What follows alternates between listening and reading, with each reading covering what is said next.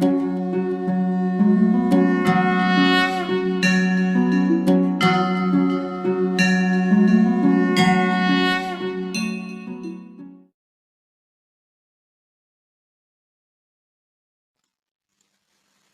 Friends, Hariom Hariom Hariom.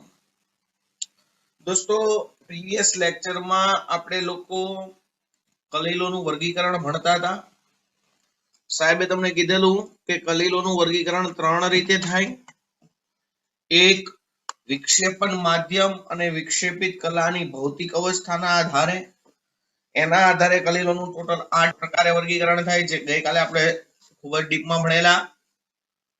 ત્યારબાદ વાલા વિદ્યાર્થી મિત્રો, કલીલોનું વર્ગીકરણ વિક્ષેપણ માધ્યમ અને વિક્ષેપિત કલા એટલે કે આપણે દ્રાવણમાં જેમ દ્રાવક હોય એમ કલીલમાં વિક્ષેપણ માધ્યમ હોય, દ્રાવણમાં જેમ દ્રાવ્ય હોય એમ કલીલમાં વિક્ષેપિત કલાના કણો સતત ઘૂમતા હોય।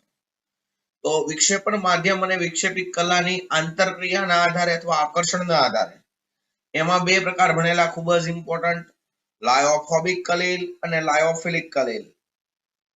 ફોબિક અને ફિલિક। ફિલિક નો મતલબ થાય ટુ લવ, ફોબિક નો મતલબ થાય ટુ રિપલ્શન અથવા ટુ હેટ। તો દોસ્તો, લાયોફિલિક કલીલ ને દ્રાવક સ્નેહી કલીલ કહેવાય, લાયોફોબિક કલીલ ને દ્રાવક તરછોડે કલીલ કહેવાય। લાયોફિલિક કલીલમાં જો દ્રાવક તરીકે પાણી હોય તો એને હાઇડ્રોફિલિક કહેવાય। લાયોફોબિકમાં જો દ્રાવક તરીકે પાણી હોય એટલે કે પાણી તરછોડે પ્રકારનું કલીલ હોય તો એને હાઇડ્રોફોબિક કલીલ કહેવાય।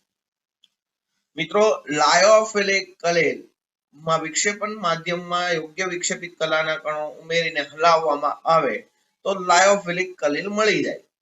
ઇટ મીન્સ લાયોફિલિક કલીલ બનાવવા માટે કોઈ ચોક્કસ પદ્ધતિની જરૂર પડતી નથી। પરંતુ મિત્રો, લાયોફોબિક કલીલમાં યોગ્ય વિક્ષેપણ માધ્યમમાં વિક્ષેપિત કલાના કણો ઉમેરીને હલાવવામાં આવે તો લાયોફોબિક કલીલ મળતું નથી। એટલે કે લાયોફોબિક કલીલ બનાવવા માટે યોગ્ય પદ્ધતિઓની જરૂર પડે છે। ચલો, લાયોફિલિક કલીલ એક વખત મળી ગયું, હવે યોગ્ય પદ્ધતિ દ્વારા વિક્ષેપણ માધ્યમને અલગ પાડી દેવામાં આવે અને ફરીથી યોગ્ય વિક્ષેપણ માધ્યમમાં વિક્ષેપિત કલાના કણો ઉમેરો તો ફરીથી પ્રાપ્ત થાય। જ્યારે લાયોફોબિક કલીલ ચોક્કસ પદ્ધતિ દ્વારા બનાવ્યું હતું એમાંથી જો તમે વિક્ષેપિત કલાને અલગ પાડી દો અને ફરી પાછી ઉમેરો તો એ કલીલ મળે નહીં। ઇટ મીન્સ લાયોફિલિક કલીલ પરિવર્તનીય સોલ છે, જ્યારે લાયોફોબિક કલીલ છે એ અપરિવર્તનીય સોલ છે। સમજાય છે બધાને? ત્યારબાદ દોસ્તો, લાયોફિલિક કલીલ એ સ્થાયી કલીલ છે, જ્યારે લાયોફોબિક કલીલ અસ્થાયી છે। તો લાયોફિલિક કલીલ સ્થાયી હોય તો એમાં સ્થાયી કરતા પદાર્થો ઉમેરવાની જરૂર નથી, જ્યારે લાયોફોબિક કલીલ અસ્થાયી હોવાથી તેમાં અલ્પ માત્રામાં વિદ્યુત વિભાજનના પદાર્થો સ્થાયીકારક તરીકે ઉમેરવામાં આવે છે। ત્યારબાદ લાયોફિલિક કલીલના ઉદાહરણમાં દોસ્તો જીલેટિન, ગુંદર, સ્ટાર્ચ, પ્રોટીન વગેરેનું પાણીમાં બનાવેલું કલીલમય સોલ, જ્યારે લાયોફોબિક કલીલમાં તમે લોકો લખી શકો સલ્ફર વિલય અને ગોલ્ડ વિલય। એની પ્રોબ્લેમ? આ વાત કરી વિક્ષેપણ માધ્યમ અને વિક્ષેપિત કલાની આંતરક્રિયાના આધારે। ત્યારબાદ દોસ્તો, આજે આપણે લોકો ભણીએ છીએ વિક્ષેપણ માધ્યમ વિક્ષેપિત કલાના કણોના પ્રકારના આધારે। ચાલો,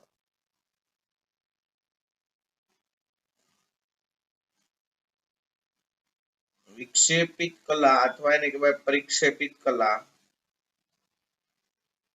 ના કણોના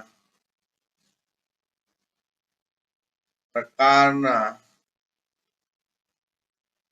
આધારે કલીલનું વર્ગીકરણ। ચલો દોસ્તો, આ પ્રકારના કલીલનું વર્ગીકરણ પણ 3 પ્રકારે થાય। કેટલા પ્રકારે થાય? 3 પ્રકારે। માસ્ટર સમજાવો, માસ્ટર સમજાવવાનું તો આવ્યા છે બેટા, માસ્ટર ની જરૂર શું છે? બરાબર ને? નહીં મેળવે એમને. ચલો તો વિક્ષેપિત કલાના કણોના પ્રકારના આધારે કલીલનું વર્ગીકરણ 3 પ્રકારે થાય છે. હું અહીંયા આખું ઉદાહરણ નથી લખતો. 3 પ્રકારે થાય છે. વિક્ષેપિત કલાના કણોના પ્રકારના આધારે કલીલનું વર્ગીકરણ બેટા 3 પ્રકારે થાય છે. 1 બહુઆણ્વીય કલીલ. બહુઆણ્વીય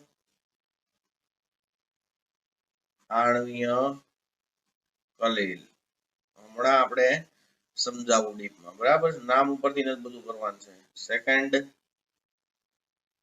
વિરાટ આણ્વીય કલીલ અને થર્ડ સમુચિત કલીલ અથવા મિસેલ પ્રકારનું કલીલ. તો દોસ્તો વિક્ષેપિત કલાના કણોના પ્રકારના આધારે કલીલનું વર્ગીકરણ 3 પ્રકારે થાય છે. એમાં પહેલા આપણે લોકો ભણીએ છે બહુઆણ્વીય કલીલ. બહુઆણ્વીય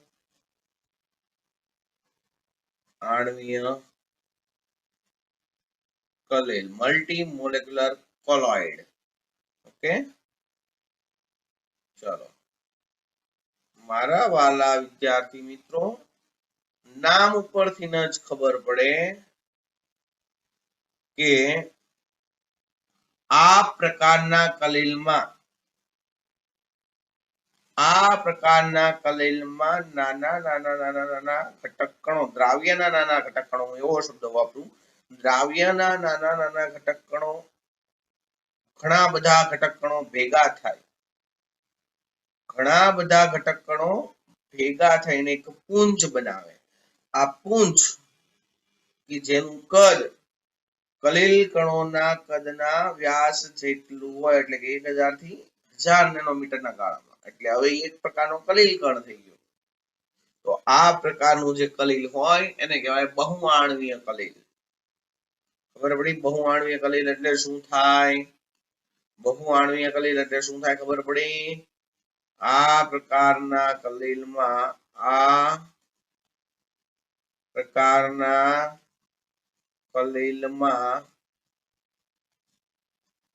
દ્રાવ્યના ઘણા બધા ઘટક કણો, આ ઘટક કણોમાં અણુઓ હોય, પરમાણુઓ હોય કે આયનો હોય, કોઈ પણ હોઈ શકે. બરાબર છે? આ પ્રકારના કલીલમાં દ્રાવ્યના ઘણા બધા ઘટક કણો જેવા કે અણુઓ, પરમાણુઓ કે આયનો ભેગા થઈ પુંજ બનાવે છે અથવા તો સમુચ્ચય બનાવે છે, જેનું કદ કલીલ કણોના વ્યાસ 1 નેનોમીટર થી 1000 નેનોમીટરના ગાળામાં હોય છે. તો હવે પહેલા એ દ્રાવણ હતું, પણ એમાં દ્રાવ્યના કણો ભેગા થઈ મોટું કણ બન્યું, તો હવે એ કલીલ બની ગયું. તો આ પ્રકારના કલીલને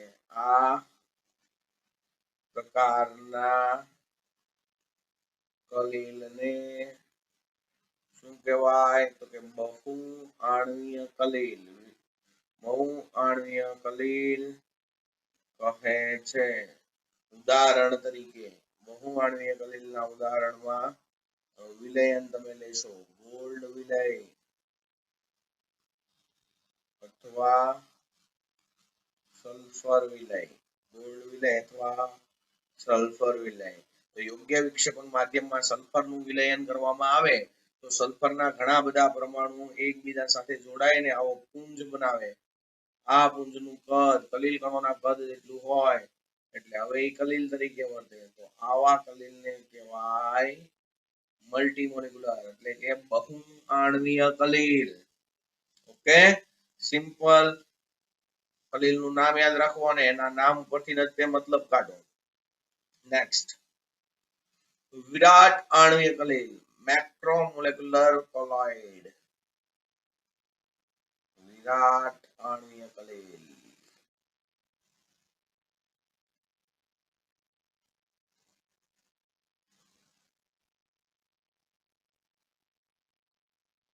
ચાલો,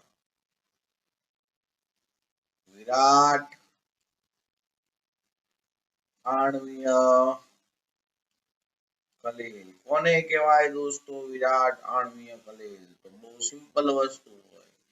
આ પ્રકારના કલીલમાં વિરાટ અણુઓ એટલે વધુ આણ્વીય દળ ધરાવતા પોલિમર પદાર્થો કે જે ખૂબ જ મોટા હોય તો ત્યારે એ કલીલ ન હોય, પણ આવા વિરાટ અણુઓ તૂટીને નાના નાના નાના કલીલ કણોના કદના પરિમાણ જેવડા કણો પેદા કરે તો એવા કલીલને કહેવાય વિરાટ આણ્વીય કલીલ. આ પ્રકારના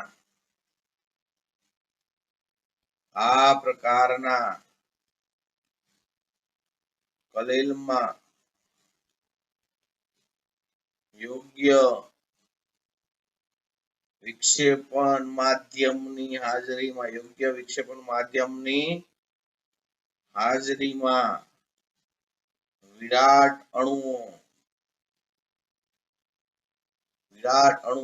અથવા તો આપણે કહી શકું પોલિમર ને વિક્ષેપણ એટલે તોડીને વિક્ષેપણ કરીને નાના કદના કણોમાં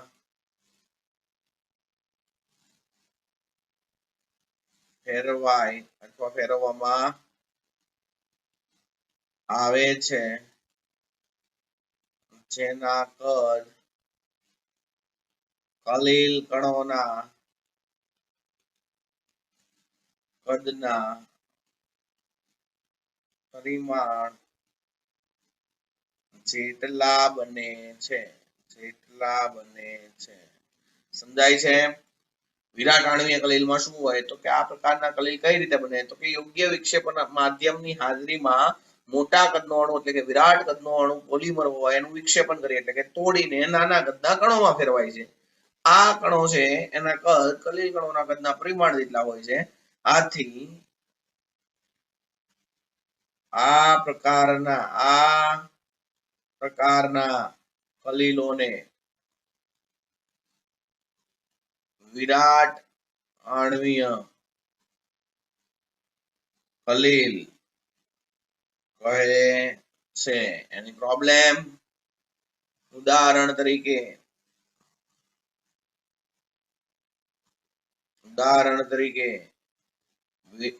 જૈવિક વિરાટ આણ્વીય પદાર્થો જૈવિક વિરાટ અણુઓ જેવા કે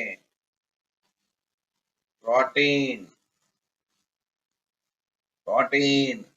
વિરાટ આણ્વીય અણુ છે, જૈવિક વિરાટ આણ્વીય અણુ છે, બરાબર છે. Protein, starch, cellulose.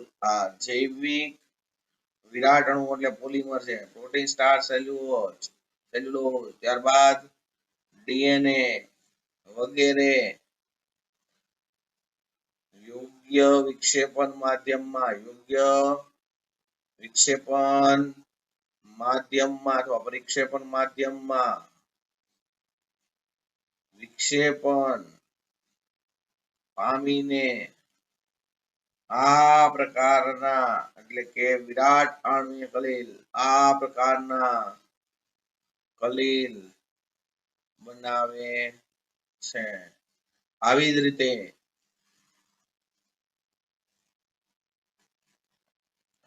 જ રીતે સંશ્લેષિત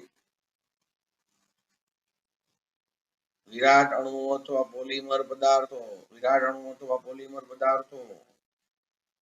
જેવા કે નાયલોન 6,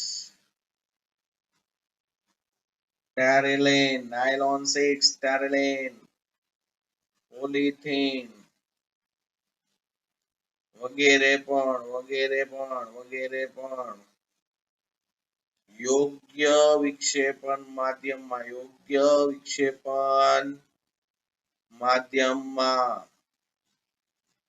વિક્ષેપણ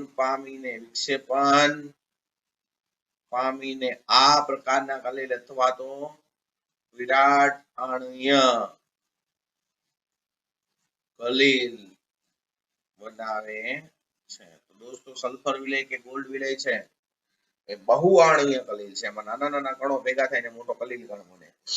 જ્યારે આ પ્રોટીન, સ્ટાર્ચ, સેલ્યુલોઝ, ડીએનએ અથવા તો પોલિથીન, પોલિસ્ટાયરીન, નાયલોન 6 સ્ટેરીલિન વગેરે યોગ્ય વિક્ષેપણ માધ્યમમાં નાખો તો એનું વિક્ષેપણ થાય ને નાના નાના કલેલ કણો બને.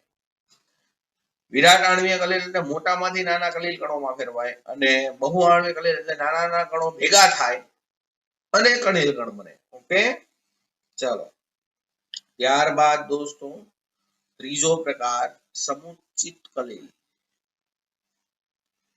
કલેલ કણો અથવા તો વિક્ષેપિત કલાના કણોના આધારે વર્ગીકરણ બને તો એમાં 3 પ્રકાર આવે: બહુઆણ્વીય, વિરાટ આણ્વીય અને સમુચ્ચિત અથવા તો ડબલ ચ સમુચ્ચિત કલેલ એટલે કે મિસેલ કલેલ. બરાબર છે.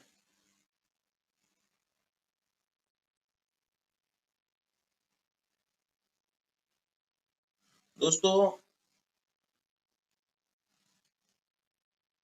કેટલાક સાચા દ્રાવણો હોય એ સાચા દ્રાવણોમાં દ્રાવ્યની ઊંચી સાંદ્રતાએ અમુક સાંદ્રતા કરતા ઊંચી સાંદ્રતાએ દ્રાવ્યના કણો ભેગા થઈને પુંજ બનાવે એટલે કે મિસેલ બનાવે છે. બરાબર. બહુઆણ્વીય કલેલમાં કેવું હોય, સાંદ્રતા ઓછી હોય તોય પુંજ બને, વધુ હોય તોય બને, પણ સમુચ્ચિત કલેલમાં ફિક્સ કેટલાક દ્રાવણો તેની અમુક સાંદ્રતા કરતા ઊંચી સાંદ્રતાએ એમાં રહેલા દ્રાવ્યના કણો ભેગા થઈને એક પુંજ બનાવે છે, સમુચ્ચય બનાવે છે, જેને મિસેલ કહે છે. અને આ મિસેલનું કદ કલેલ કણોના કદના પરિમાણ જેટલું હોય છે. આથી આવા કલેલને મિસેલ કલેલ અથવા સમુચ્ચિત કલેલ કહે છે. એટલે કેટલાક દ્રાવણોમાં તેની ઊંચી સાંદ્રતાએ દ્રાવણમાંના દ્રાવ્યના કણો ભેગા થઈ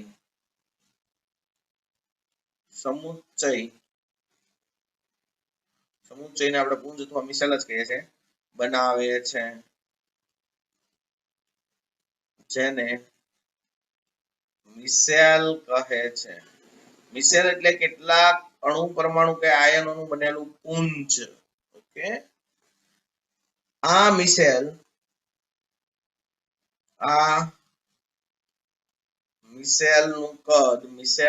કદ કલેલ કણોના કદના પરિમાણ જેટલું હોય છે. આથી તેને સમુચ્ચિત કલેલ અથવા મિસેલ કલેલ કહે છે. ઓકે દોસ્તો, કીધું એ પ્રમાણે કે દ્રાવણની સાંદ્રતા ઊંચી હોય ત્યારે સમુચ્ચય બને. તો જે ચોક્કસ સાંદ્રતા કરતા ઊંચી સાંદ્રતાએ મિસેલની રચના થાય તે સાંદ્રતાને તે દ્રાવણની ક્રિટિકલ મિસેલ કોન્સન્ટ્રેશન, ક્રાંતિક મિસેલ સાંદ્રતા કહેવાય છે. જે અધિકતમ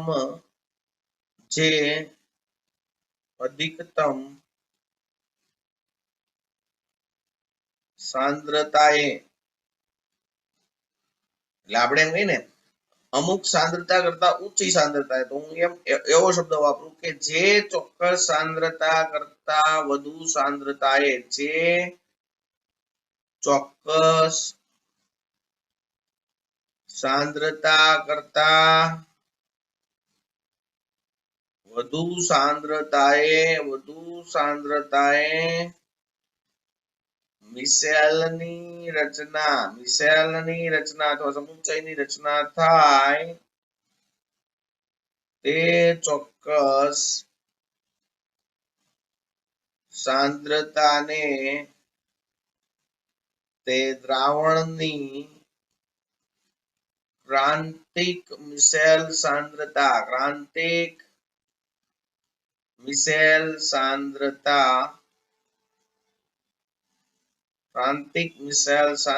ક્રિટિકલ મિશેલ કોન્સન્ટ્રેશન,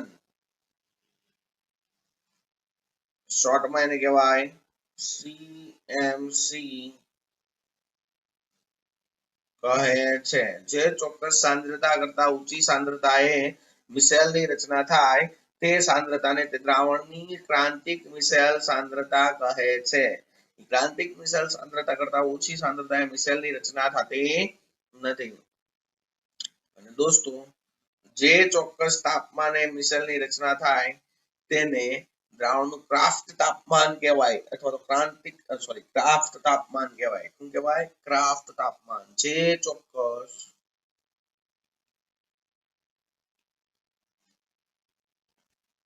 તાપમાને મિશેલની રચના થાય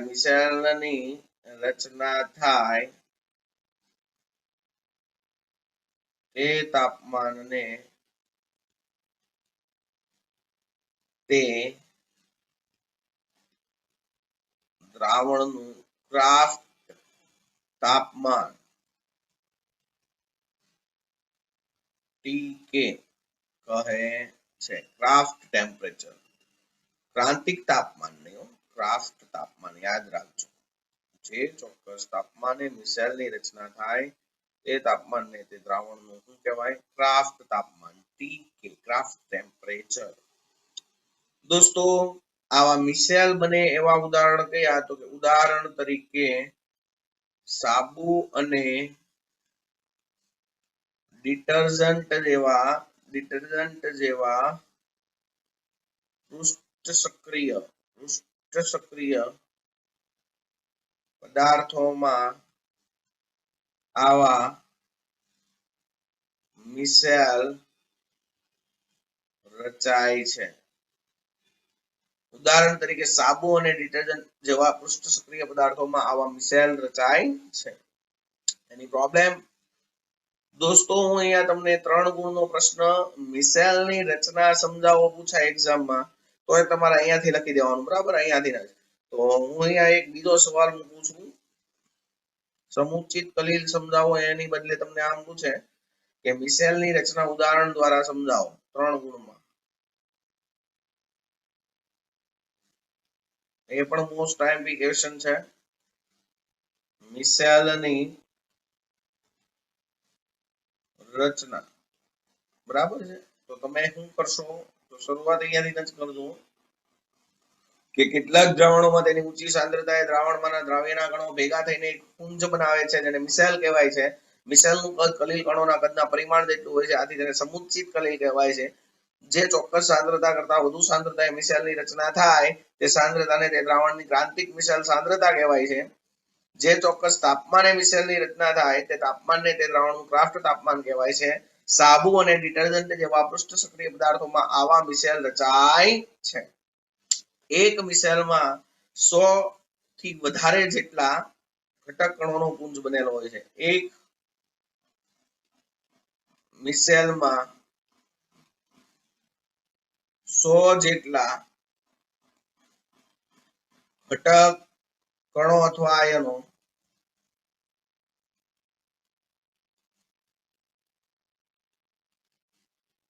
નો પુંજ બનેલો હોય છે. દોસ્તો, સ્વૈચ્છિકરણની પ્રક્રિયામાં આ મિશેલની રચના બહુ અગત્યનો ભાગ ભજવે છે. હું તમને આ ફિગર સાથે સમજાવું છું. જો મિસેલ કઈ રીતે બને? દોસ્તો સાબુ અથવા ડિટર્જન્ટ હોય ને એમાં બે ભાગ હોય. સાબુ અથવા ડિટર્જન્ટમાં બે ભાગ હોય. કયા કયા? તો એક હાઇડ્રોકાર્બન ભાગ હોય, એને કહેવાય અધ્રુવીય પૂંછડી, અને બીજું હોય ધ્રુવીય શીર્ષ, એ આયોનીય હોય. બરાબર છે. હવે જ્યારે એને તૈલી પદાર્થોમાં ખેંચવામાં આવે ત્યારે હું પેલા છે ને બંધારણ સમજાવું, ધીમે ધીમે જઈએ આપણે. ચાલો.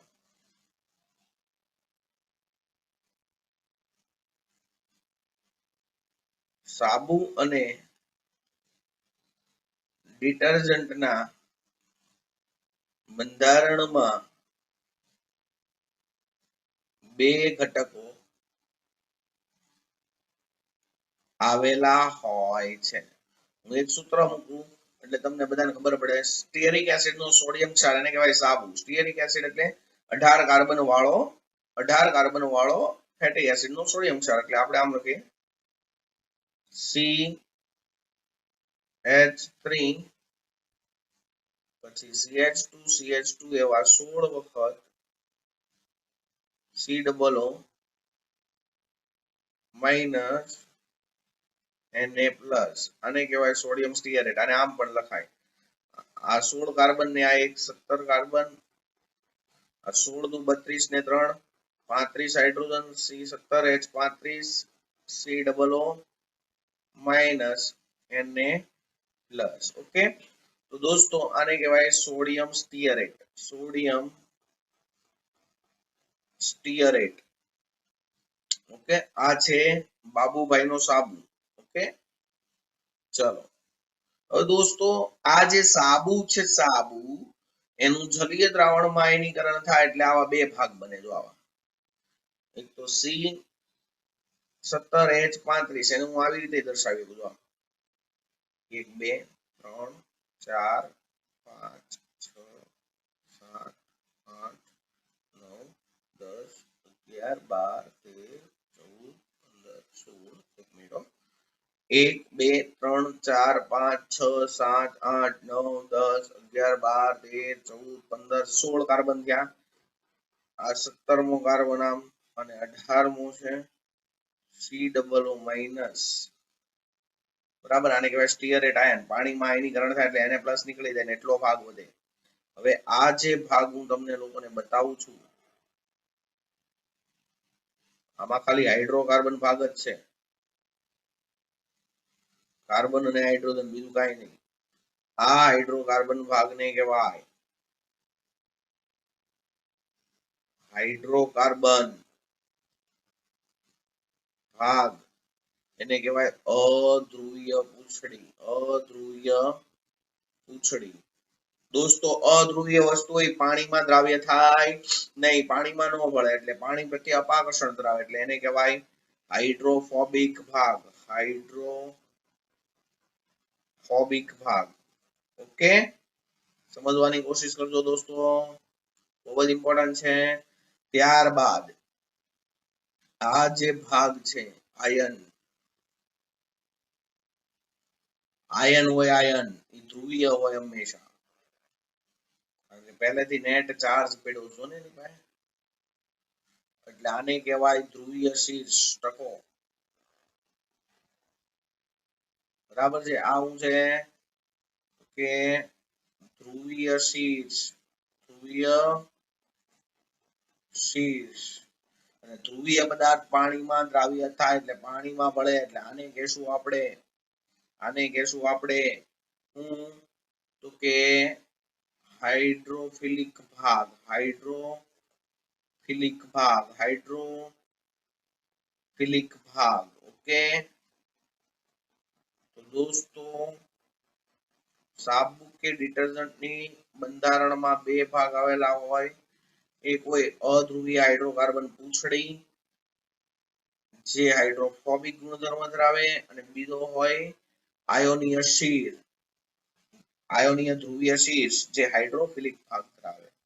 તો હું અહીંયાથી ઉપર વહી જાઉં છું. હવે તમને લોકોને કમ્પ્લીટ ખબર પડી હશે એટલામાં આશા રાખું છું. તો પહેલી વાત આપણે ત્યાં નીચે લખી દીધું છે કે સાબુ અને ડિટર્જન્ટની રચનામાં બે ભાગ આવેલા હોય. એક ભાગ કયો? તો કે એક ભાગ અધ્રુવીય હાઇડ્રોકાર્બન પૂંછડી, અધ્રુવીય હાઇડ્રોકાર્બન પૂંછડી કે જે કેવો ગુણધર્મ ધરાવે? હાઇડ્રોફોબિક ગુણધર્મ ધરાવે. તમને સાહેબે કીધું, બરાબર છે, તમને સાહેબે કીધું કે અધ્રુવીય ભાગ હોય પાણીમાં ન ઓગળે, એટલે પાણી પ્રત્યે આકર્ષણ ધરાવે. પાણી પ્રત્યે આકર્ષણ એટલે હાઇડ્રોફોબિક, પાણી પ્રત્યે આકર્ષણ તો હાઇડ્રોફિલિક. અને બીજો ભાગ કયો હોય? કે ધ્રુવીય આયોનીય શીટ, ધ્રુવીય આયોનીય શીટ્સ કે જે હાઇડ્રોફિલિક ગુણધર્મ ધરાવે છે. હવે જ્યારે સ્વૈચ્છિકરણ પ્રક્રિયા હોય, સાબુ અને ડિટર્જન્ટનો ઉપયોગ જનરલી આપણે મેલ દૂર કરવા માટે, મેલ સાફ કરવા માટે કરીએ. અને મેલ છે, મેલ એ તૈલી પદાર્થ છે. એટલે હું એમ કહીશ કે સ્વૈચ્છિકરણની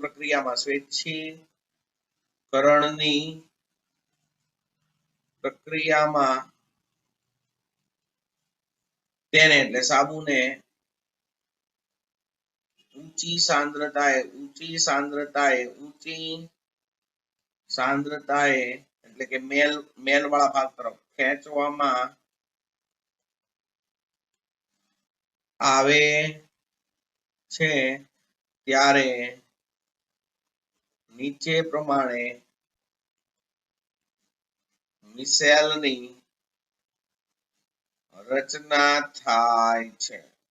ઓકે, તો મિસેલની રચનામાં એકચ્યુઅલી થાય શું તો સમજો કે આ મેલનો ભાગ છે, આ રાઉન્ડ છે, તેલનું ટીપું છે, ધારી લો કે આ તેલનું ટીપું છે. ઓકે, અને એક બીકર છે, એમાં પાણી ભરેલું છે, આ પાણી છે, અને આ મેલ તેલી ભાગ છે, ઓઇલ ડ્રોપલેટ, આ મેલ છે. તો સિમ્પલી ઇઝ ધી બેસ્ટ. ઓલી પૂંછડી અને ટકો હતો, એમાં પૂંછડી અધ્રુવી હતી, પાણીમાં ન ઓગળે એટલે અહીંયા બહાર રહે અને ટકો અહીંયા અંદર જાય. આવી રીતે બંધારણ બનશે. કારણ કે અહીંયા શીર્ષ છે એ હાઇડ્રોફિલિક છે, એટલે એ પાણીમાં દાખલ થાય, જ્યારે પૂંછડી બહાર રહે. અહીંયા તેલમાં શું થાય તો કે મિસેલની રચના થાય દરમિયાન આ તેલના ભાગમાં પૂંછડી જશે, અધ્રુવીય પૂંછડી, અને ધ્રુવીય શીર બહાર રહેશે. આવી રીતે. ઓકે, સમજાય છે? સમજાય છે?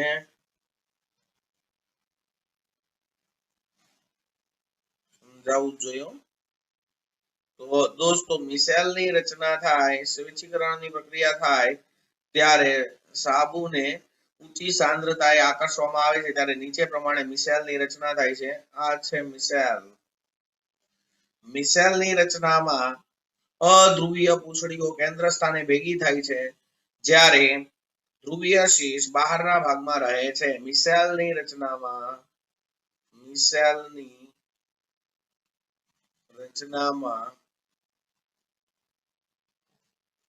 અધ્રુવીય પૂંછડીઓ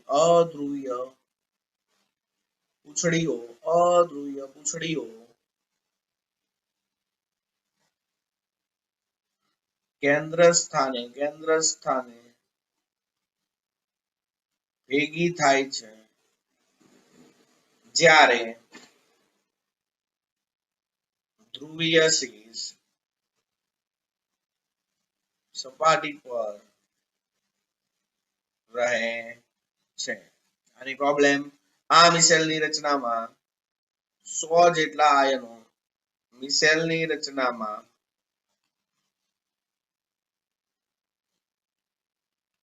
100 જેટલા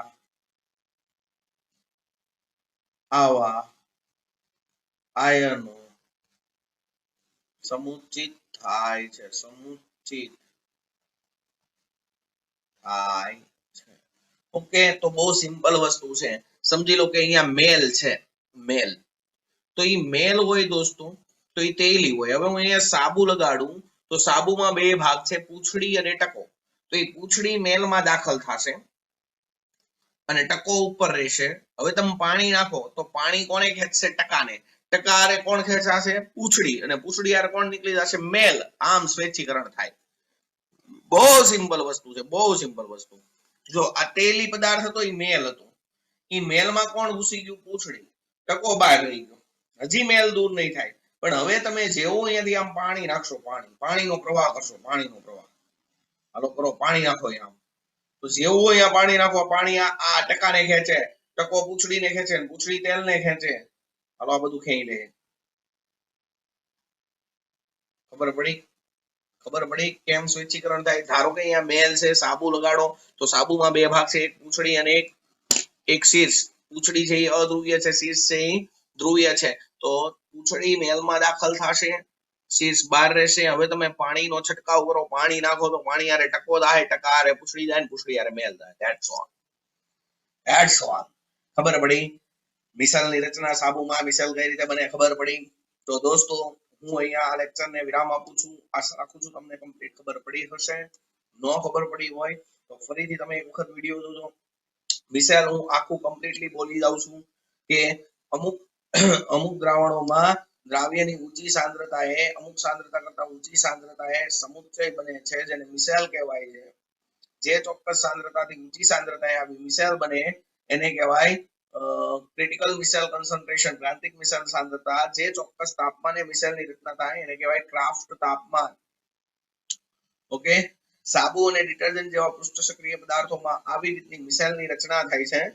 દોસ્તો મિસેલની રચના સમજાવો તો સાબુ અને ડિટર્જન્ટ જેવા પદાર્થો છે જેમાં બે ભાગ આવેલા હોય છે, એક અધ્રુવીય પૂંછડી અને એક ધ્રુવીય શીર્ષ. અધ્રુવીય હાઇડ્રોકાર્બન પૂંછડી હોય એ હાઇડ્રોફોબિક ગુણધર્મ ધરાવે, ધ્રુવીય આયોનીય શીર્ષ હોય એ હાઇડ્રોફિલિક ભાગ ધરાવે છે. તો જ્યારે મેલ જેવા જ્યારે સ્વૈચ્છીકરણની પ્રક્રિયા હોય ત્યારે મેલની ઊંચી સાંદ્રતાએ સાબુના કણોને આકર્ષવામાં આવે છે અને આ દરમિયાન અધ્રુવીય પૂંછડીનો ભાગ કેન્દ્ર સ્થાને ભેગો થાય છે અને ધ્રુવીય શીર્ષ બહારના ભાગે રહે છે. આવા 101 જેટલા અણુઓ ભેગા થઈને એક સમુચ્ચય બનાવે છે જેને મિસેલ કહે છે. હવે સ્વૈચ્છીકરણની પ્રક્રિયામાં પાણીનો પ્રવાહ છટકાવવામાં આવે તો ધ્રુવીય શીર્ષ ખેંચાય છે, તેની સાથે સાથે અધ્રુવીય પૂંછડીની સાથે સાથે મેલ આકર્ષાય છે અને સ્વૈચ્છીકરણ થાય છે. ઓકે, સમજાઈ ગયું દોસ્તો? મિસેલની રચનામાં 100 જેટલા આયનો કે કણો પુંજ બને છે. ઓકે, તો આશા રાખું છું કમ્પ્લીટલી ખબર પડી હશે. હરિઓમ.